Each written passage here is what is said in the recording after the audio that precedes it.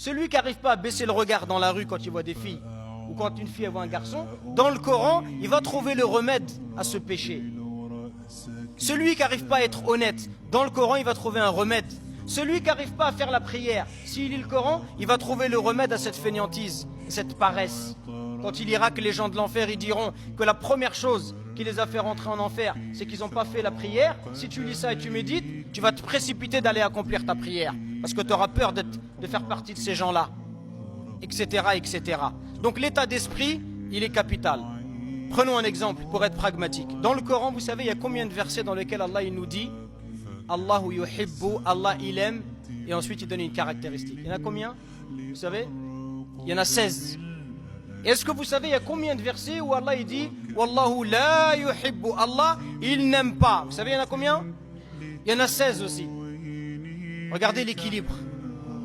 16 choses qu'Allah il nous dit j'aime, 16 choses je n'aime pas. Normalement, quand nous on lit ça dans le Coran, toute notre attention elle doit être en alerte.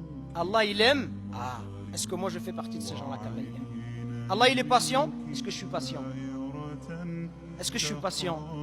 Et bien sûr, il faut savoir qu'est-ce que ça veut dire la patience. Est-ce que je suis patient dans l'obéissance à Allah? Est-ce que je suis patient face au péché? Est-ce que je suis patient face aux événements du destin?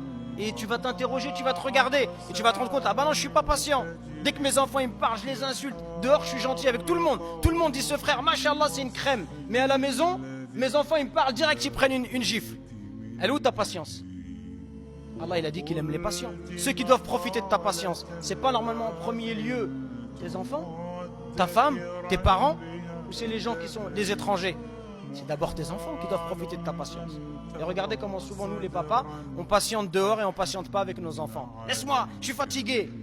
Ne me parle pas. On envoie balader nos enfants. Alors parfois l'enfant, toute la journée, il a attendu que son père y rentre pour jouer avec lui.